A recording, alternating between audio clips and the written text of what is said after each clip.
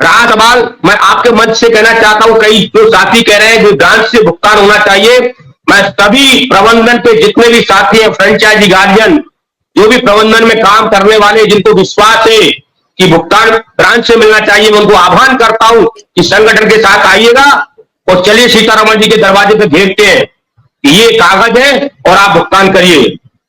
आप दोगुनी बात मत करिए कि ब्रांच भी खुलना चाहिए और हम पेपर लेके जाए भी नहीं और संगठन का साथ भी नहीं दें। आप निकलिए घर मकान से, बाहर निकलिए और पेपर लेके चलिएगा। अब चाटू खाता बंद करिए और अगर आप चाहते हैं कि वास्तविक पैसा मिलना चाहिए, ऑफिस खुलना चाहिए, तो आ जाइए संगठन के साथ। और अगर प्रबंधन ये चाहता है कि हमारी सरकार नहीं सुन रही है, तो संगठन के साथ प्रबंधन खड़ा हो जाए और प्रबंधन के साथ संगठन खड़ा हुआ है, अब आंदोलन करेगा। और अब बारी है तो भारत सरकार के साथ बारी है, आर पार की लड़ाई है। अब पल्ला जो झाड़ा है ना, वो झाड़ के काम नहीं चलेगा, पाई पाई का हिसाब देना पड़ेगा। अभी तो आपने गोल गोल घुमाया है, गोल घुमाने से काम नहीं चलेगा। सुप्रीम कोर्ट तो मैं पूछा ही जाएगा आपसे सवाल, क्योंकि अब आपको भी कटघरे में खड़ा करना पड़ेगा। जो आपने उत्तर दिया है पेपर लाइए और भुगतान ले जाइएगा, ये बहुत बड़ी बात आपने देश के 13 करोड़ जनता के लिए आपने गुमराह किया है। ये बात आपकी शर्मनाक है, इस प्रकार की बात आपको नहीं करना चाहिए। वित्त मंत्री जी, आप जरा होश में आ जाइएगा। आपका ये मेरे को इस मंच पे कहने के लिए बात होना पड़ रहा है, जिस प्रकार रावण का कुटुंब विनाश हो गया था, बीजेपी का वही हाल होगा। पैसा का पैसा आपने रखा है, आपके अकाउंट में 25,000 करोड़ रुपए है। पहले आप आज दिन तक 14-15 महीने में आप नहीं दे पाई है और सहकारिता मंत्री जी भी नहीं दे पाए हैं। और अभी कोर्ट रीसबमिशन क्यों करें, क्यों रीसबमिशन में जाए जब आपके पास सारा डॉक्यूमेंट दे दिया है ना, आप उसको चेक क्यों नहीं करना चाह रहे? अगर सहारा के हिसाब से अगर देखा जाएगा और भारत सरकार और अगर उसको प्रपत्र को चेक करेगी तो 99% सहारा के प्रबंधन ने, सहारा के स्टाफ ने इतनी गलतियां करी है। हर एफडी कार्ड में, हर पासबुक में, हर रसीद में स्पेलिंग की मिस्टेक होगी और पूरा नाम लिखा नहीं होगा, सरनेम नहीं लगाया होगा, कहीं कहीं देवी नहीं लगाया होगा, कहीं कुमार नहीं लगाया होगा, कहीं शर्मा नहीं लगाया होगा, कहीं नाम आगे लिख दिया होगा, कहीं पीछे कर दिया होगा, कहीं संगीता का गीता कर दिया, गीता का संगीता कर दिया होगा। ऐसे अगर जमा करता जाएंगे तो डिफिशियंसी का 50 बार डिफिशियंसी के आप पोर्टल खोलिएगा तो नहीं क्लियर कर पाएगा जमा करता। मैं आपके मंच के माध्यम से सभी से कहना चाहता हूं, जितने भी लोग हमारी बात को सुन रहे हैं, कि अब जागने का समय आज आ गया है। आपको जिला स्तर से लेकर के और आपको जंतर मंतर या रामलीला मैदान को भर देना चाहिए और पैसा मांगना चाहिए। श्रीमती जी, सीतारमण जी, ये हमारे पेपर है, आप हमको भुगतान करिएगा। कोर्ट से तो हम पूछेंगे, लेकिन जनता भी को भी पूछना चाहिए। कोर्ट में तो हम लोग गए भी हैं और हम जा भी रहे और पूछेंगे भी, और हम उनको भी कटखड़े में खड़ा करेंगे, क्योंकि उन्होंने जवाब कोई आम सभा में नहीं दिया है।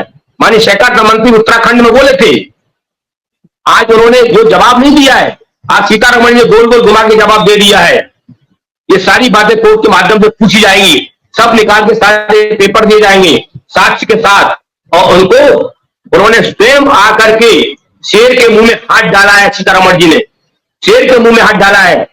ये इतने जितने निवेशक है ना, अब वास्तविक जग रहे हैं और उनको समझ में आ रही है। बाद में सीतारमण जी ने कहा है कि आप कोर्ट जाइएगा, कोर्ट का जैसा निर्देश आएगा हम उसका पालन करेंगे। तो हम कोर्ट भी जाएंगे, रोड पे भी जाएंगे और रामलीला मैदान के दिल्ली को भर भी देंगे। तब पूछेंगे सीतारमण बताइए मैं कहां आता हूं। अब पुलिस प्रशासन भी नहीं रोक सकती है, तो सीतारमण जी खुले शब्दों में कहा है लोकसभा में कि पेपर लाइए, भुगतान ले जाइएगा। अब यही होना है। देश में ये दंगा कराना चाह रही है सीतारमण जी। मैं सारा दोष देता हूं बीजेपी की सीतारमण जी वित्त मंत्री को, कि वो चाह रही है कि भारतवर्ष में दंगा होना चाहिए। निदेशक जो भी है रोड पे उतरे, उधम मचाए, मारकाट करें, ये सीतारमण जी चाह रही है। सीतारमण जी, हम कानून के दायरे में होते हुए आपसे जवाब मांगेंगे, कानून के दायरे में रहते हुए अब आप रोडों को जाम करेंगे और पैसा लेकर रही आपको देना पड़ेगा। या तो आपने जो बात की आपने कहा है आप उसको सुधार दें और 13 करोड़ जमाकर्ता के लिए पाई पाई का भुगतान का रास्ता निकालें। मैं इन्हीं बातों के साथ मैं अपनी बात को विराम देता हूं। बाकी हमारे साथी बैठे हुए हैं, उनको मौका दिया जाए। नमस्कार। न्यूटन मंडल जी, रुकिए, मौर्य साहब रुकिए, अभी आते हैं आप। हाँ, न्यूटन मंडल जी, देखिए देखिए, हमारे तो हमने ये बहुत गंभीर आपत्ति उठाई है कि देश के गृह मंत्री इस तरह से सदन में कैसे बोल सकती हैं, कागज लाओ और पैसे ले जाओ। वो किस प्रकार का बयान दे रही है? उनको बहुत ही जिम्मेदारी से, ये बहुत सेंसिटिव मामला है, करोड़ों लोग इससे परेशान हैं, बदहाल हैं, उनको पैसे लौटाने की बात हो रही है। वो तरीका ढूंढे।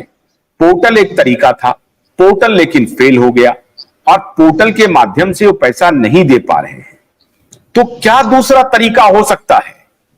जो 25,000 करोड़ रुपए अगर हैं सरकार के पास, मान लीजिए इंटरेस्ट सहित नहीं है तो 15,000 करोड़ रुपए थे ही है, लेकिन सब लोग कह रहे हैं कि 25,000 करोड़ रुपए हैं।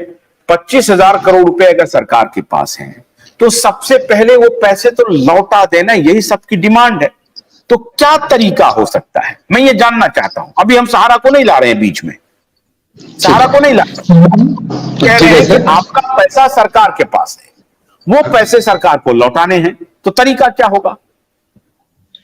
सर नमस्ते। नमस्ते। जो साथी अभी तक में आया था और जो साथी सुन रहे हैं सबका बोलिए। तरफ से नमन बंधन। सर जो बात बोला, सतीश जी जो बात बोला कुछ सही है, ठीक। एक थोड़ा सा पिछले दिन आ जाता तो अच्छा होता। जो पहले जो आरएनबी से एक्ट में जो सहारा इंडिया काम करता है, जो साथी अभी तक है जो सुन रहा है उनका पास भी जानकारी है, आरएनबीसी एक्ट इतना जबरदस्त एक्ट था पहले, वो एक्ट में सहारा इंडिया काम कर रहा है पहले से।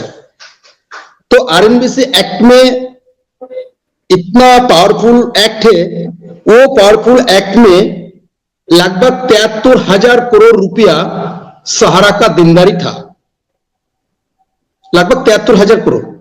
तो 73,000 करोड़ का बीएन अग्रवाल का माध्यम से सुप्रीम कोर्ट में 2000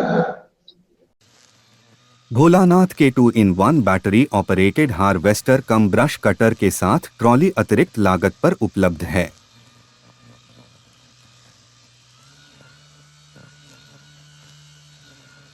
अधिक जानकारी के लिए कृपया दिए गए नंबर पर कॉल करें।